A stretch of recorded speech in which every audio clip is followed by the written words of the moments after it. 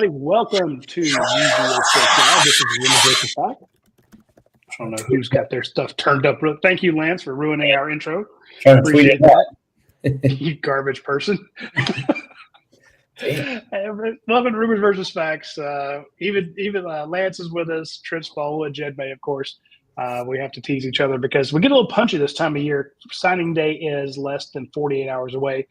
And Jed's compiling a list of all the times where the Georgia targets and commitments are going to sign, which we know is an act of futility because about 7 o'clock, they'll announce like 10 of them. I mean, they have made this into it is a factory when signing day gets here. We used to wait until 2 o'clock, 3:30 to see when a kid would fax in his letter of intent. Hell, letter of intents don't even matter anymore. So I don't even know they did away with those. Now you just sign that financial aid agreement.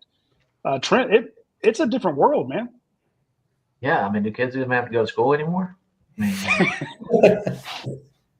wonder why graduation rates are so far down at all these schools. And I mean, how can you graduate? You're allowed them to transfer every year. What credits are transferred, and they're having to let them be in school for 6 years and play for however many years because that's how long it takes to graduate. So it is from 10 years ago, it is a whole different ballgame what goes on. It was always rumors the last 48 hours, but it's definitely a lot more than goes down than just rumors now. Yeah, I remember working till about 3 o'clock in the morning the night before signing day. Still then phone lines. God rest his soul, DJ Looney reaching out to me going, why are you stealing our quarterback, late at night? I'm like, what? Tell me Stetson Bennett's going to not go to ULL or ULM and go to Georgia. That's where he was. He's like, why are y'all stealing my quarterback? I'm like, putting a note on there, finding out at 11:30 night, Eric Stokes is going to go to Georgia, making Paul go down there first thing in the morning. He had like a 3 o'clock signing date. He changes it to 7:30 in the morning. It's different, but now they have them lined up. Now, the cool thing is they will actually go and do their signing ceremonies. We want these kids to have fun, but their financial aid agreements might be done. So it's good that Jet's putting together that list. Plus, there's a lot of targets that we're going to talk about on this show that Georgia's still going after. We got Tyler Carter there saying, I need you guys to talk me out of my dream that DJ Pickett will commit to Georgia. Tell me there's no chance of it happening. There's a chance. It's Kirby Smart on signing day, KJ Bolden, George Pickens. Things happen on signing day. So you never know. All right, real quick, let's talk about the guy that came in the other day. Let's put him on the screen. Jed, what can you tell me about let me bring this up. Sorry, did not want to. It's not letting me share it for some reason. Tell me about Heasy. Yeah, another great late eval find for the Georgia staff. We've talked the past couple of shows about they're trying to add a second quarterback, and you look at they offered Jerron Sagapolu Tele out of Hawaii. That never happened. You got Kamario Taylor. He never visited. They offered Barry Bachmeier. He never visited. They offer Millender actually visited first, which is easier for him, being that he goes to high school just down the street at Clark Central. But he visits.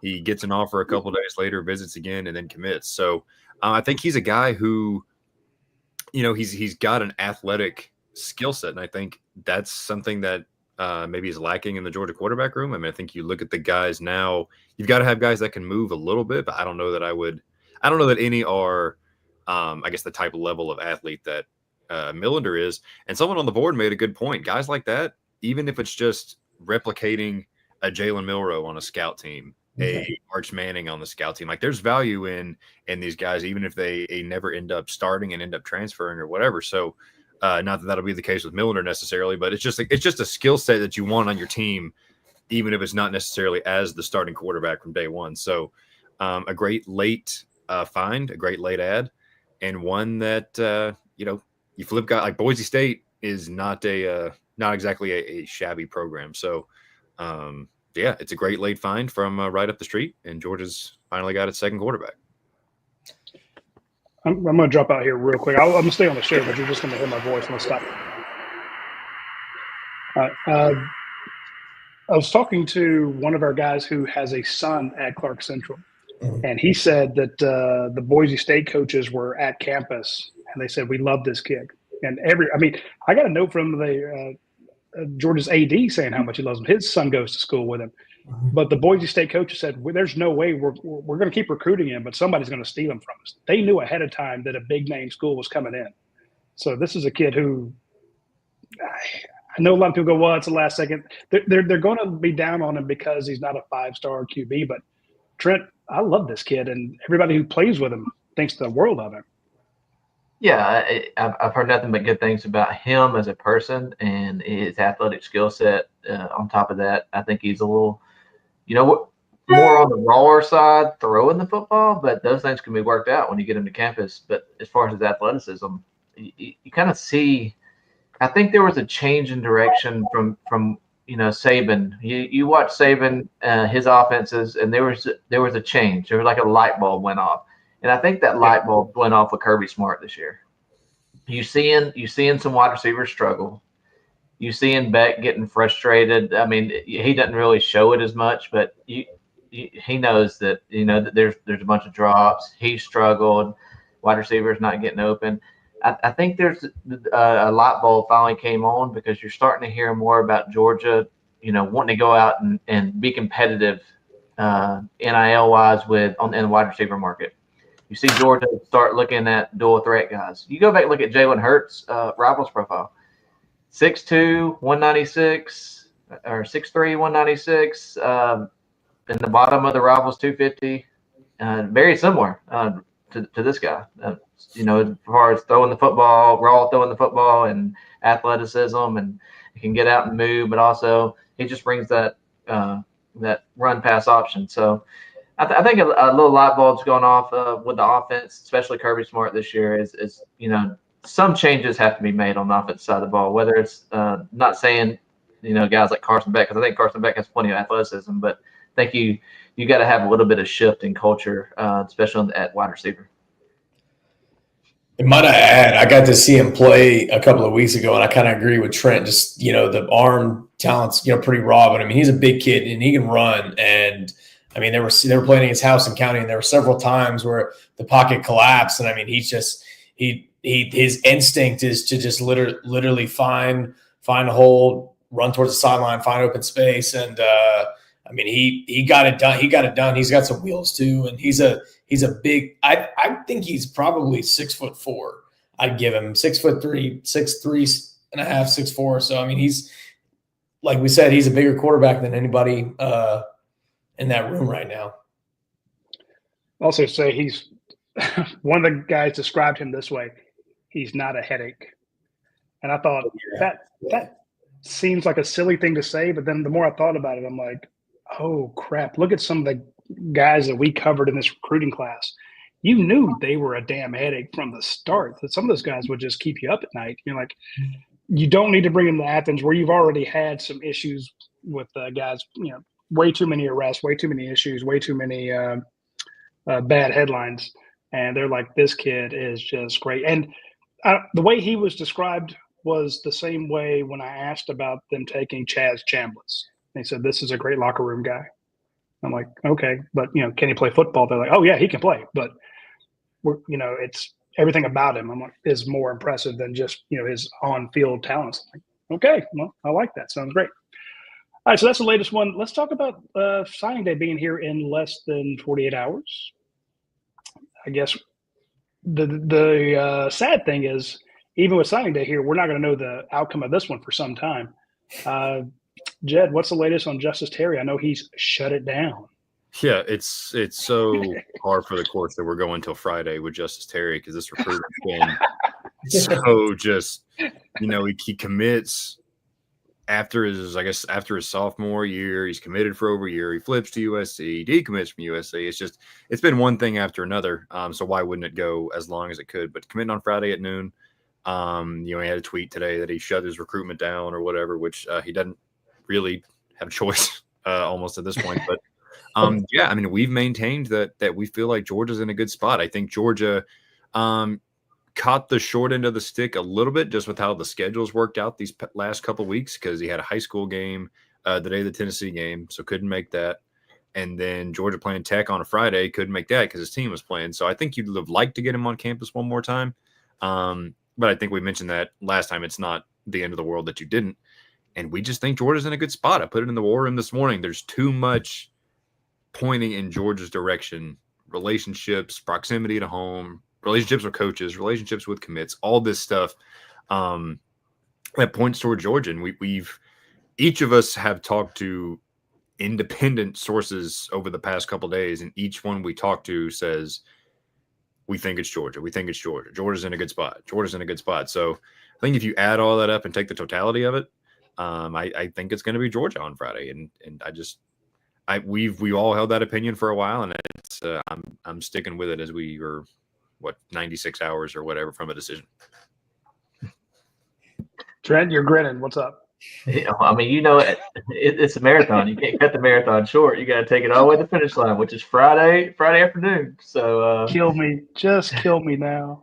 I remain constant. I think justice ends up in Athens. I think I've thought that for a while, and Jed talked about the schedule.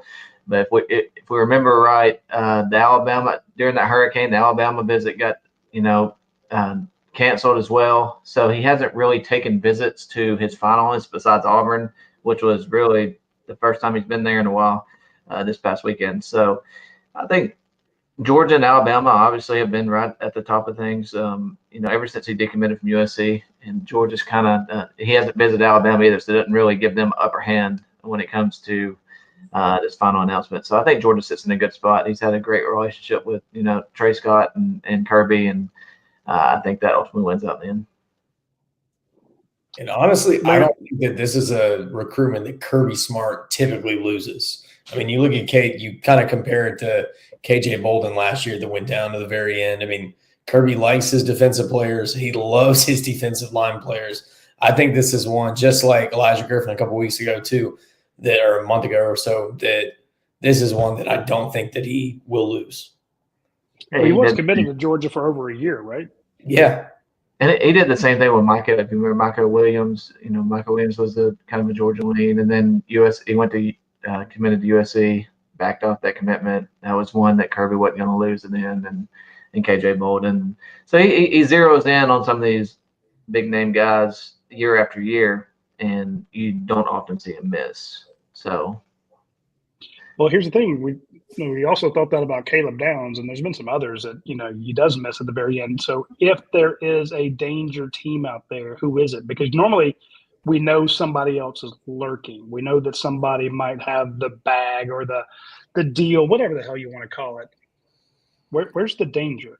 I think it's Alabama. I just think that's the team that's been in this the longest with Georgia, and I think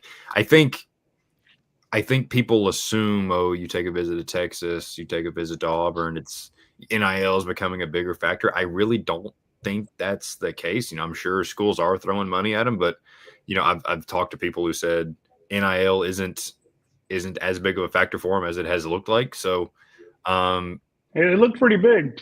It does. I agree. I just think you look at it. I think Alabama's got the best relationships with them. I think that's the school that. I think Auburn is the team that's ahead of, Alabama is the team that's ahead of Auburn, ahead of Florida State, ahead of Texas. That's right there with Georgia, and I just think ultimately things are going to go Georgia's way. I think it ultimately comes down to if it's relationships, it's Georgia, Alabama. If it's NIL, Auburn could make a last-minute guess because they're desperate on the plains to start winning, but. I think the NIL packages are probably going to be pretty similar across the board for the most part because Terry's a 5-star. He's one of the most wanted kids in the country. So I think relationships ultimately win out. So yeah, Georgia, Alabama, like Jed said. Okay. Well, let's say that Georgia gets him. They still have room on the defensive line. There's a couple guys that we're looking at to bring in on this defensive line. Maybe a couple flip potentialities.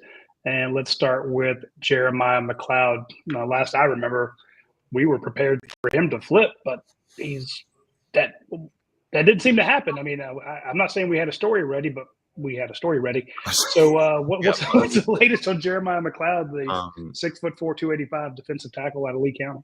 Yeah, I mean, I think I still feel all right about him going to Georgia. I mean, I talked with people after his Georgia official visit for the UMass game, and Georgia felt pretty confident about it. The thing that's giving me pause is he didn't really seem like super like in love with Florida, but then he visits Florida for the LSU game, which was obviously a big win. I think that was maybe a night game. And Florida has played well since then, and Florida has been recruiting well since then. And he's been posting a little more Florida stuff on social media. So that's that's the thing that's giving me pause, I think. But I still think Georgia's come on really strong. Georgia's prioritized him. I know he and Usmani Cromer are tight, which we'll talk about Usmani later. But I think those guys, might want to play in college together, and I think Georgia would obviously be a place to do that because Usmani's not going to Florida. So if they want to play in college, play together in college, it'd be at Georgia. So I would say cautiously optimistic. I think Georgia took the lead, and I think Florida has chipped away, but I don't know that Florida is going to, have done enough to ultimately get him to sign on the dotted line on Wednesday. I think that this is one that's been interesting to follow because, like we said, we thought that he was going to commit a few weeks ago. I think it was maybe before the Florida game. And then obviously, it's gone on a little bit this long. Obviously, he wanted to wait until he at least took an official visit, which, sounded like it went well. But for me, I'm a little bit on the opposite end. If you look at Florida's recruiting right now, they're absolutely killing it. Billy's killing it on the trail. And I mean, they ended up getting, was it Joseph Mbachu from Grayson? They ended up, I think he had recently, wherever he was committed, flipped to Texas. And I think they're, McLeod's another one of those guys that I think they could hold on to, but if it's not them, it's Georgia. Yeah, they jumped up to number 10 in the rankings, guys. Remember we were on here talking about how they were like 34. They were behind, I think they were behind Liberty at one point. No, they weren't even 30s. They were in the 50s. Yeah, and it now, seemed now like they have a top 10 class. When the athletic director said that we're sticking with Billy Napier, then I think there was some kind of an all-in type movement as far as even NIL funds. We're saying we're gonna get behind him, support him. You started to see, I mean, we're in a day and age now that you're not just going to flip a bunch of like 10 4-stars on signing day if you're not opening up the pockets a little bit. So I think he's got support from the administration, support from the boosters, support from all around that's allowed him to get out there and recruit like he's doing. So that's what's given me a little step back on this because, Georgia's already, a lot of NIL funds on that defensive line already. How much do you want to put back on another one? I mean, what's it worth? So I'm just thinking, you got Justice.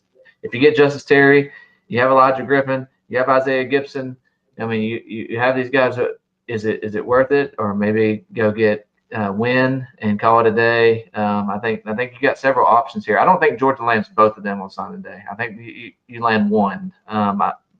I haven't made up my mind which one yet, but I think McLeod or Win, I think you only land one.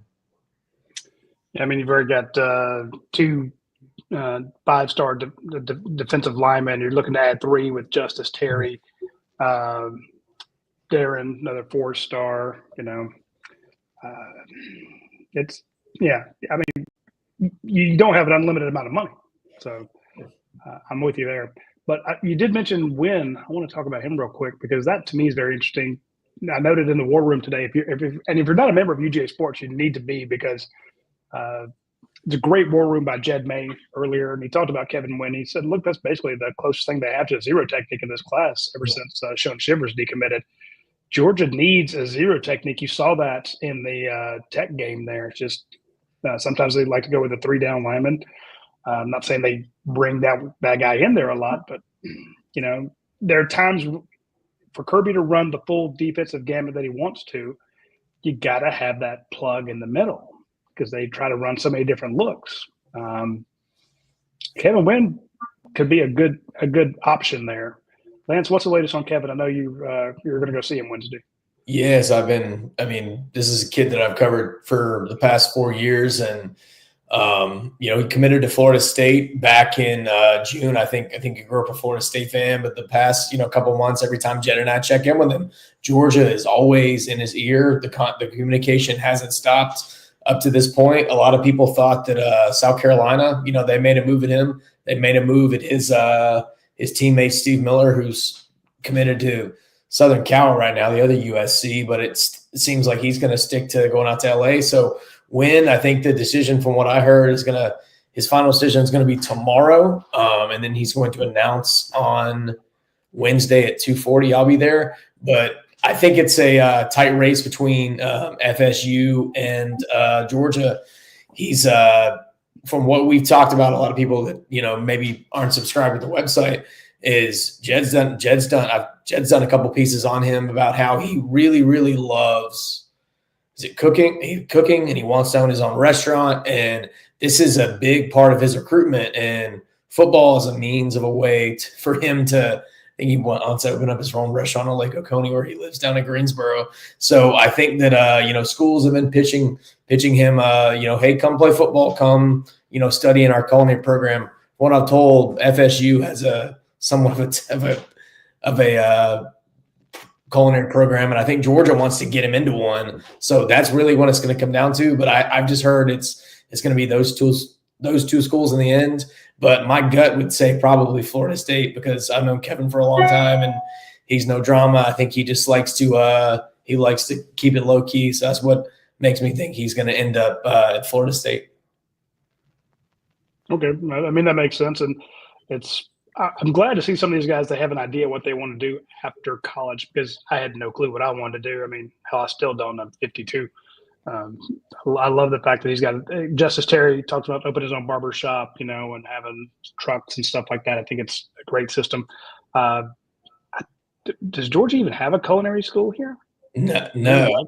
So from what I interviewed him after his official visit, they got to cook their own pasta dish, and he was the lead. And I was like, hey, so can you envision yourself? And he was like, yeah. He was.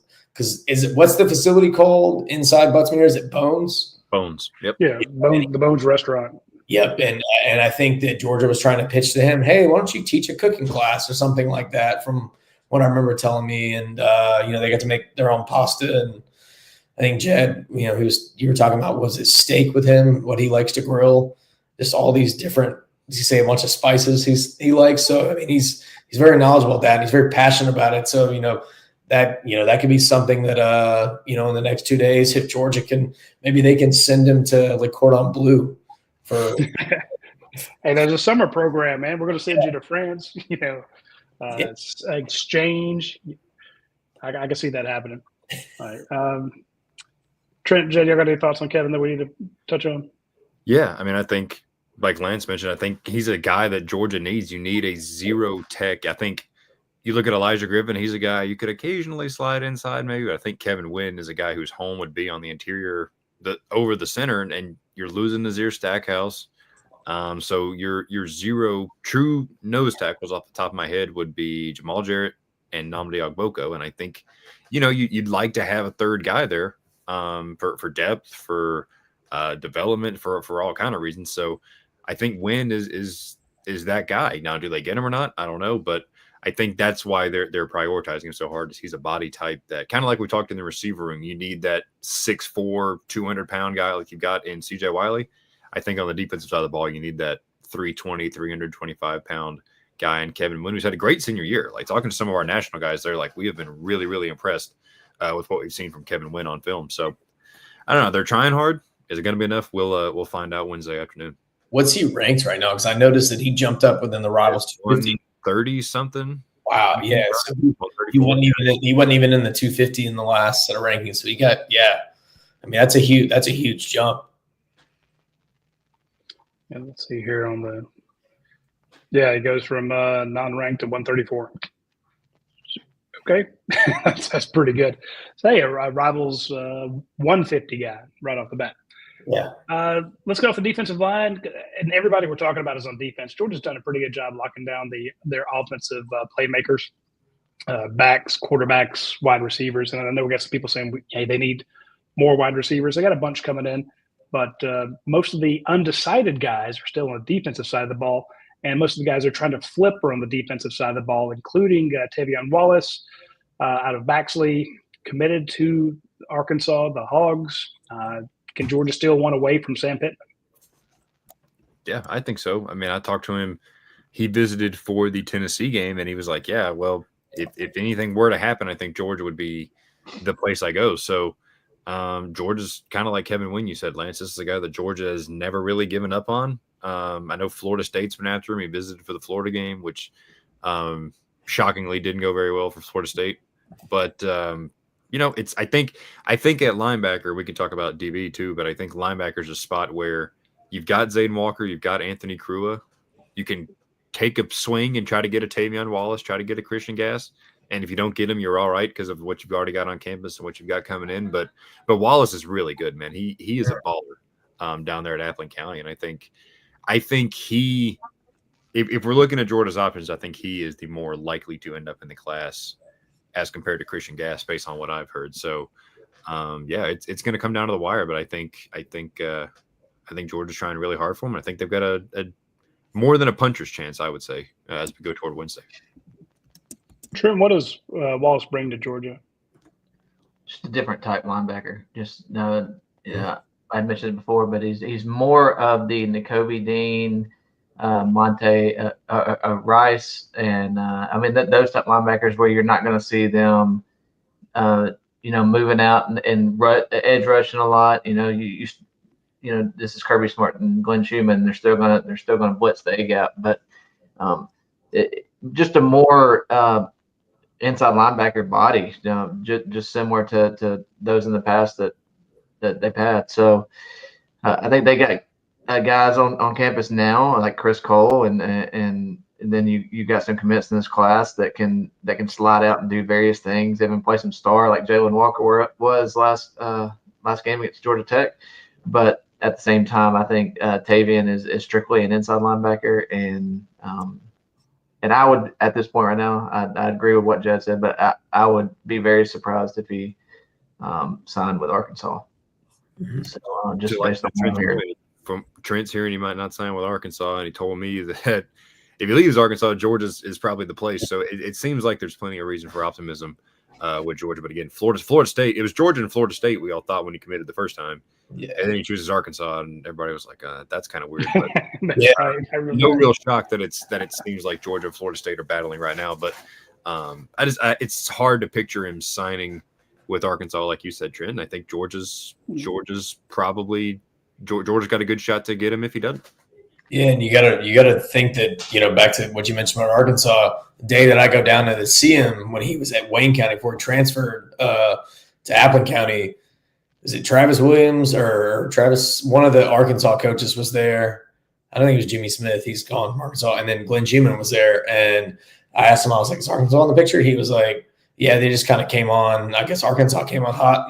And I was completely shocked when I didn't expect to pick Georgia the first go around, but because he's, South Georgia kid, Florida State, a lot of ties, down there, especially with Florida too. But yeah, this is one to, I think, watch over the next couple days. And we discussed it being a different era in recruiting, so you can't really look at Florida State and say, hey, they're 2-10. We need to count them out on the recruiting trail. It's a whole different ball game now. So I think you're looking at a desperate Florida State administration, a desperate Florida State probably boosters. They went out and got Gus Malzahn as offense coordinator. Just like look at the that just tells you that they're trying to go all out. So I'm not going to discount Tavion Wallace, going to Florida State, his relationships with Florida State, and him visiting there. Although they lost and went 2-10, I think Florida State is in this because there is relationships there, and Florida State has a lot of stuff that they can pitch to Wallace that Georgia might not necessarily have, like a loaded inside linebacker room. Immediate playing time at a terrible team. A lot of kids will jump on that. Right, so we like Georgia's chances there, although we like the fact that he is a possibility. But this one doesn't sound like it's in the works at all.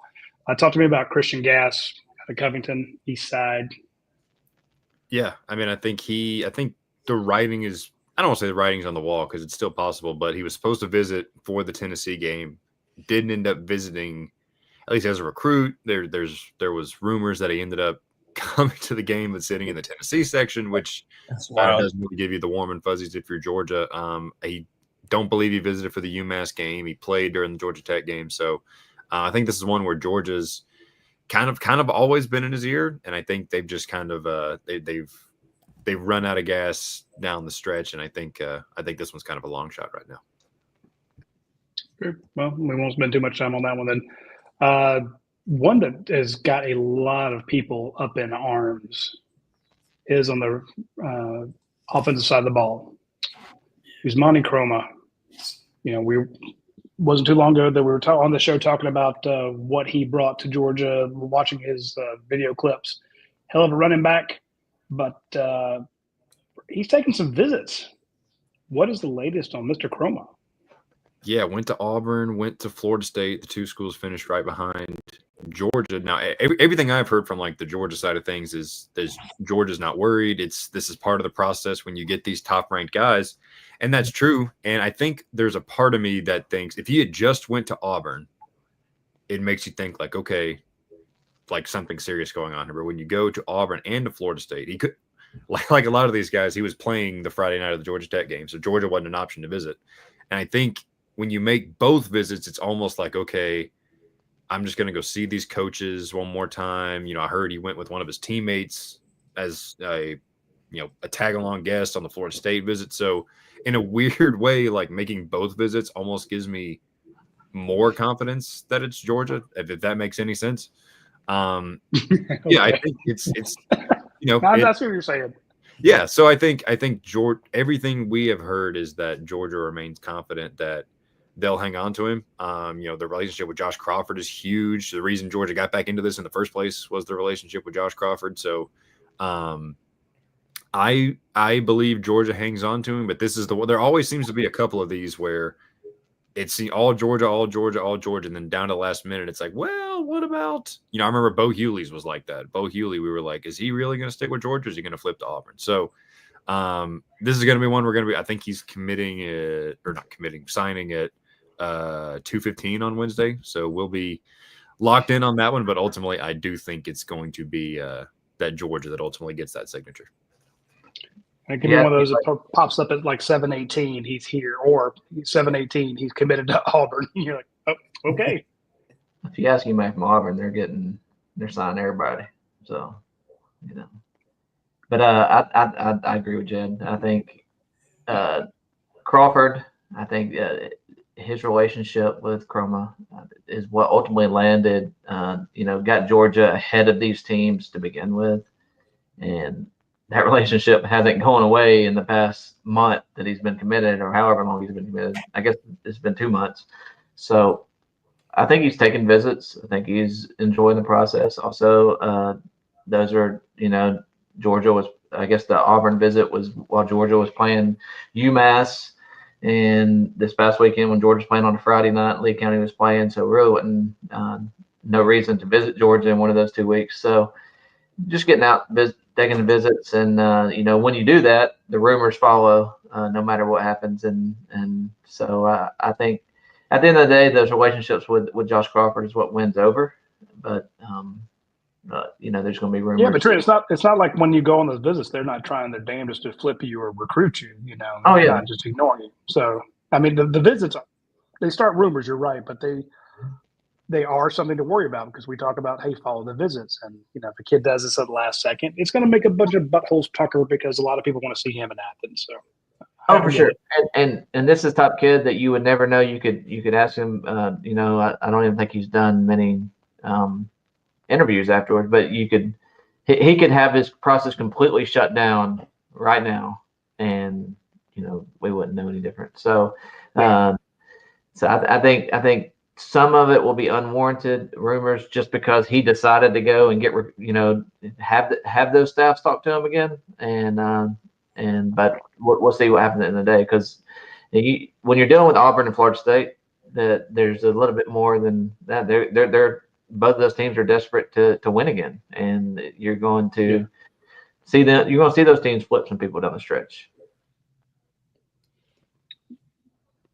Lance, you have a thought?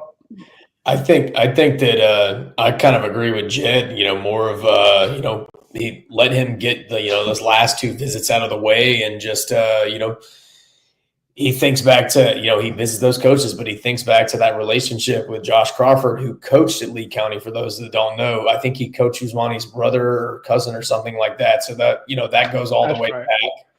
And what we kind of talked about today, for today in the group meeting was just kind of like, wasn't Georgia's like original plan. Usmani is Muslim, and Georgia was like trying to work out like a plan for him, around, was it Ramadan or something like that? And I think that really meant a lot to him. Mm-hmm. And so, I heard Auburn was trying to do the same thing, but like I said, I think it just all goes back to Josh Crawford and just that relationship. Yeah, I can tell you I have some family members who are Muslim, and Ramadan is a big deal. And you imagine trying to go through, like, say, spring camp, and you're trying to do no food or water from sun up to sunset. That is, and play college football in the spring. I mean, all the practices they have. How the hell do you do that? So if they can figure out a way with the nutritionist, that's kind of crazy. I mean, I don't know how you do it, but there are players that do it. There's a bunch of guys in the NFL that have done it. So, but I'm going to imagine that I cannot think of Georgia's the name of their nutritionist. I can see her face is clear as day, but I can't think of her name right now. But if anybody can figure it out, she can. So that'll be fun, a good one to watch.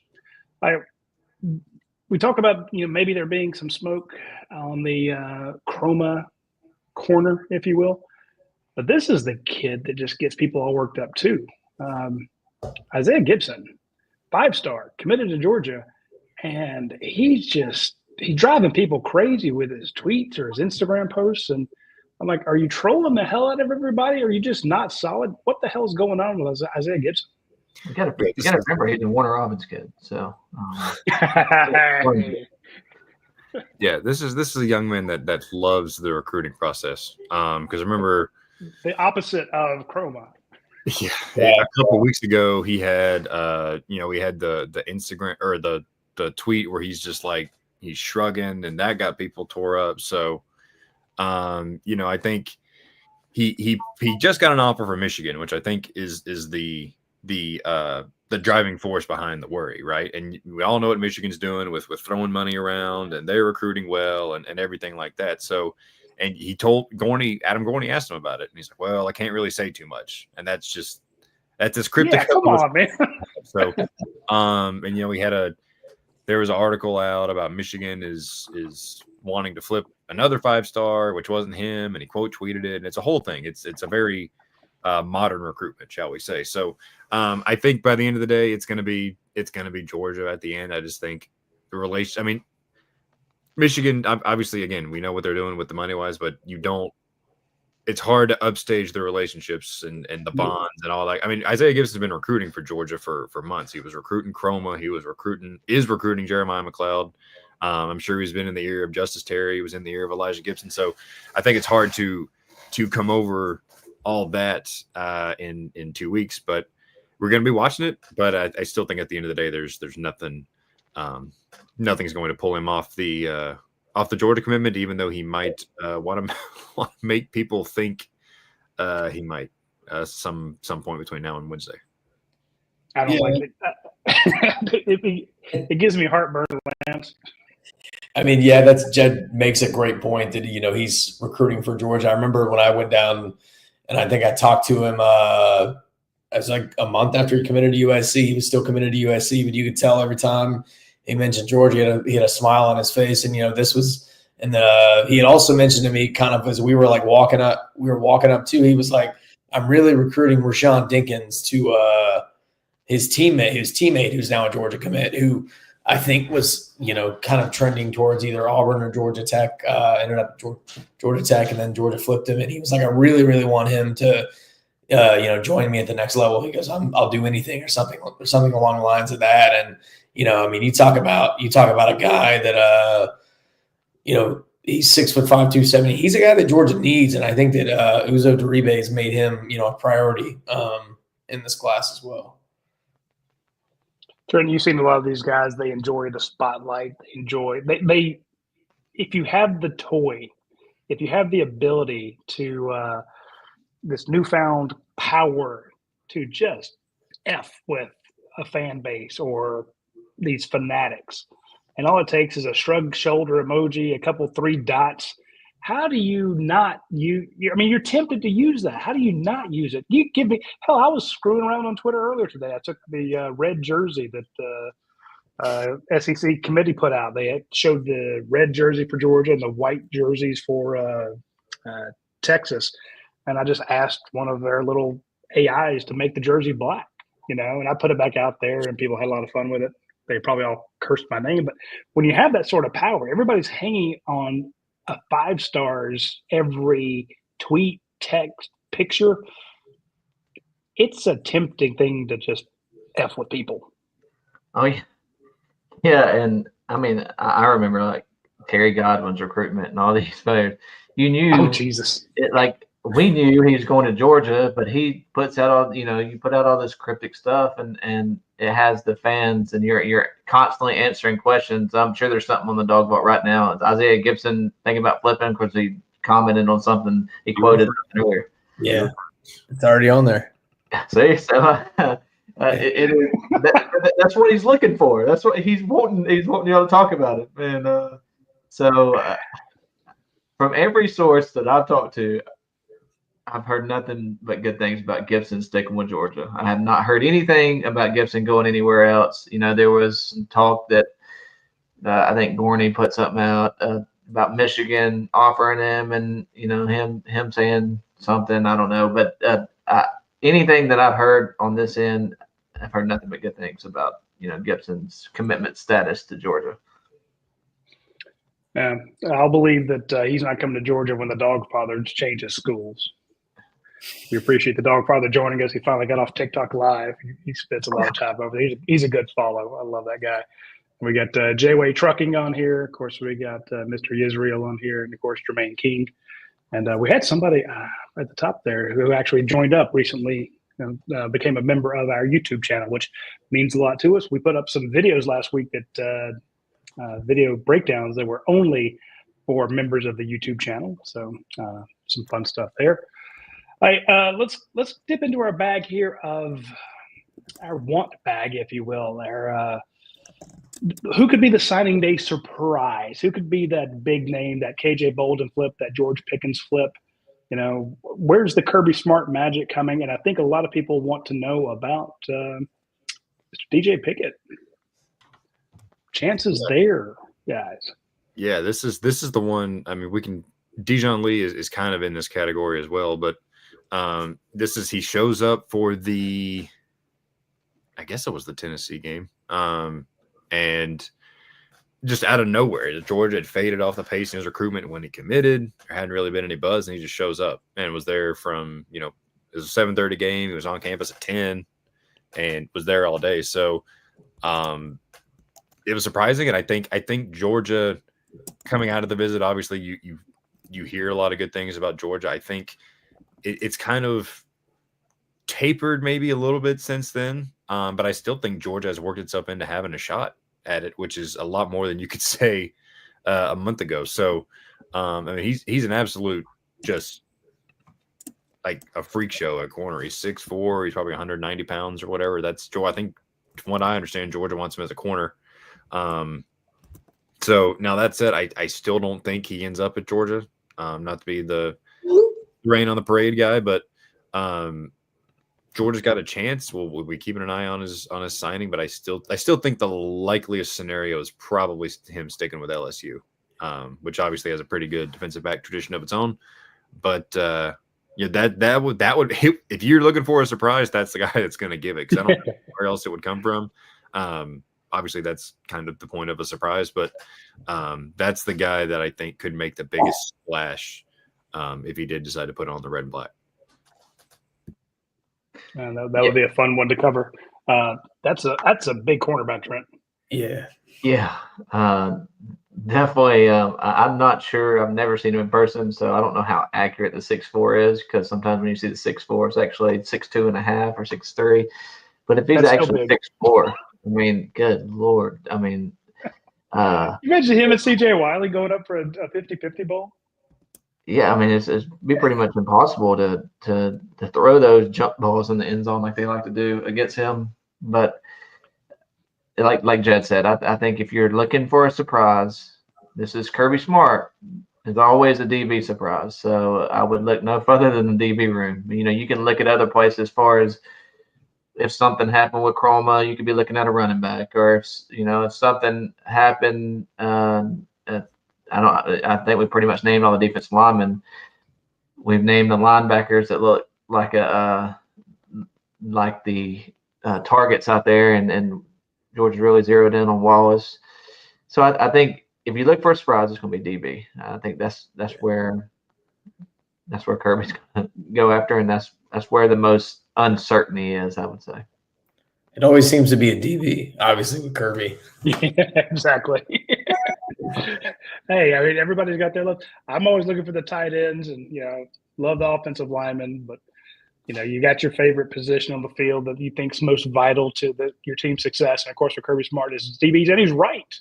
I won't get you. A lot of people making fun of Julian Humphrey here in the comment section. I'm all for that because I thought what he did was.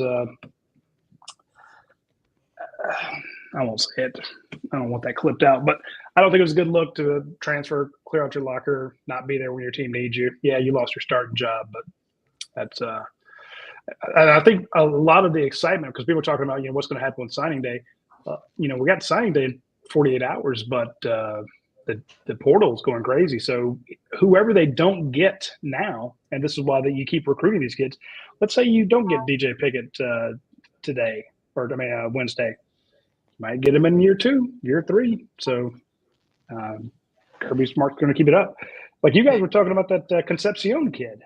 It's like Georgia didn't get him. He went to NC State, but he's in the portal now. Go kick the tires over there. Yeah, and here my problem with the Humphrey situation is, like you said, cleaning out his locker when you got a SEC championship coming out, quitting on your team, basically. I even had a coach ask me if he was still practicing today from an opposing college. So yeah, it's not a good look. Just you finished out what you started. You can always Georgia's had people in the past announce they were going to the portal, play out the semester, and you announce your destination afterwards. Just don't quit on your team. But yeah, the transfer portal is going to be exciting. I think Georgia's going to be in the market for a wide receiver like they were last year. I think anything to help their team, even if it's a safety, there's a couple of different positions that you look at, even defense linemen.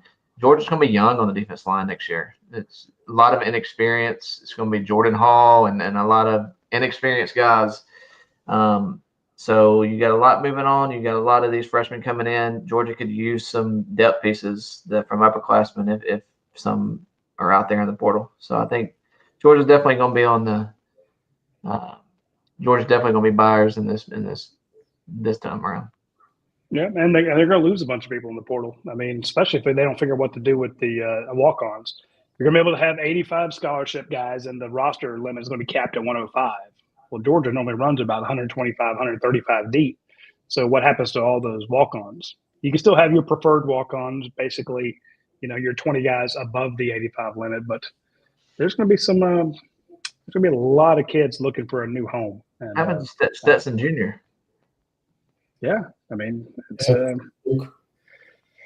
and you think about Rodrigo Blankenship, Cash Jones, Dan Jackson, Stetson Bennett, guys. Granted, Stetson came back on scholarship the second time around, but there's a lot of diamonds in the rough that you're not going to get. So I hate it. I hate the new rules that are coming in. I have one other guy that we could talk about that's been a lot of interest going around about this young man, all-purpose back, Jamarian Morrow. What committed to Missouri? We've had him on a list before as a potential flip candidate. Jeb, what's the latest on Mr. Morrow? Yeah, Georgia hosted him on an official visit for Tennessee. He's a guy that's got the pass catching ability, James Cook like ability.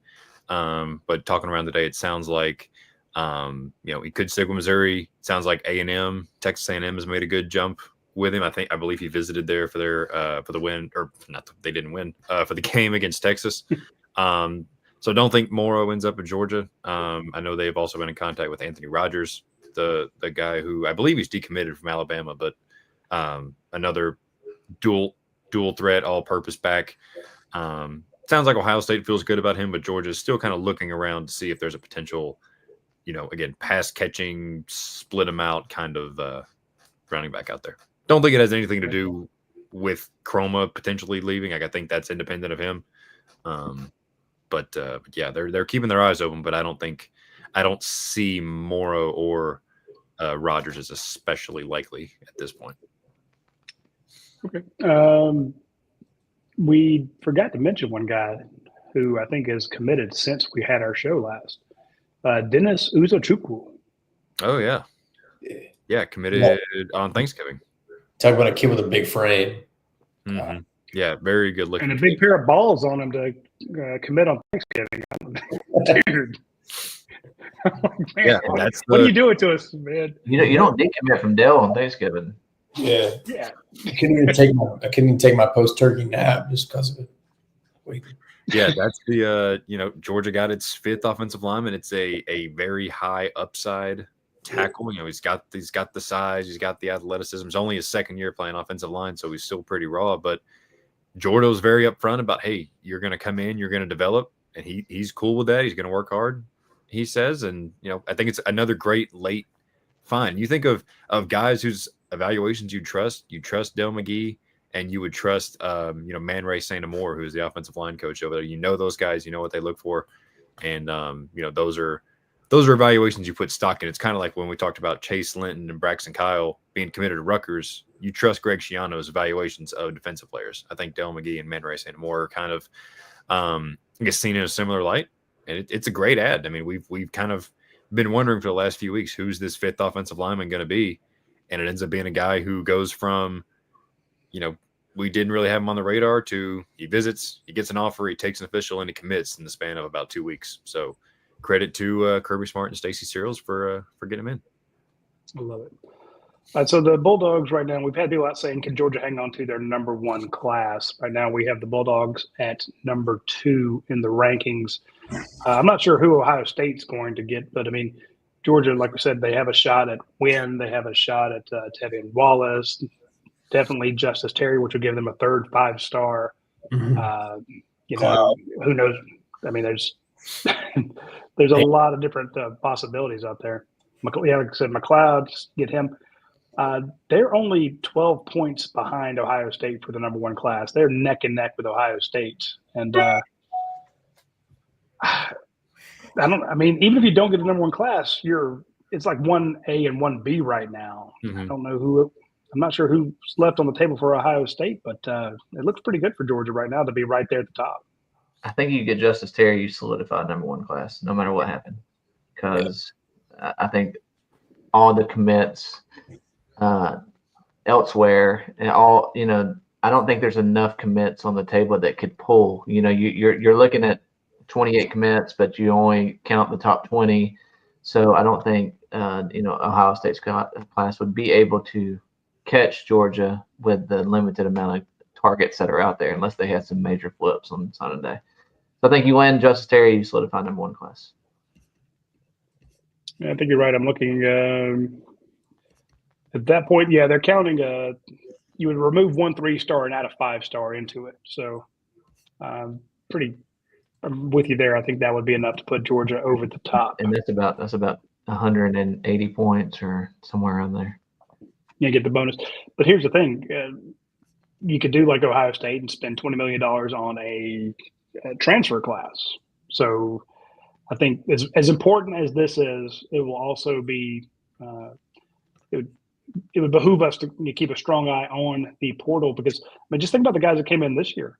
At one point early in the season, they were throwing to London Humphreys, and he's dropping passes, and Ben Urasik's missing blocks. We're like, these guys are freaking terrible. They're starters now. Humphreys had 50 snaps the other day. Jurasic's scoring, helping score touchdowns with edge blocking. Those guys are pretty good. So you got to have somebody come. Georgia's going to need some talent from the portal. You need the wide receivers you're talking about. They need a defensive lineman. Hell, they probably want another quarterback. So you got to use the portal these days. Look at Penn State starting cornerbacks. They're both Georgia transfers. Yeah, that was wild when you pointed that out. I knew about it. AJ Harris and Jalen Kimber. Yeah. God, how long has Jalen Kimber been in college? I think it's the Nixon administration, at least. I mean, but AJ Harris isn't going in the portal, right, Jed? You're muted, Jed. Yeah, right. Yeah, right. Whatever you were going to say was just. Yeah. It was probably good that you were muted. Right. No, that's it's a sore subject, folks. When you have parents telling you one thing and then the kid does something completely different, just ticks you off from 8 ways from Sunday.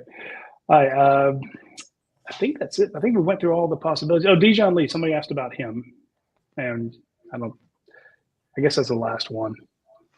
I'm sure there's stuff going on behind the scenes. I just haven't heard his name a lot as far as it. Now, you're talking about signing day surprise. That would be a signing day surprise to me. It would not shock me, but it would definitely be a surprise because I haven't heard as much talk about Dijon as even as much as like DJ Pickett.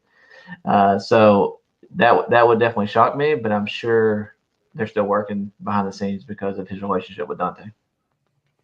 I'm with you there. All right, folks. One last thing. I do want to shout out our sponsors over at the Rogue Shop. They have the Advent calendars right now. You can go get an Advent calendar. There's 25 little days in there. You open them up, and there is a specialty item in each one. So reach out to our friends at the Rogue Shop and use promo code Bulldogs10, BULLDOGS10. Get 10% off any products from the Rogue Shop. They sponsor this show. And they sponsor a lot of our other shows as well, so check them out when you get a chance. Be sure to tune in to UGA's. Jed has a preview that runs tomorrow morning for signing day. So if we missed anything, it'll be in that preview. And then I guess 36 hours from now, we'll be letting you know who's in the class. So be ready for a fun signing day coming this Wednesday. And with that, we'll see you later. Take care.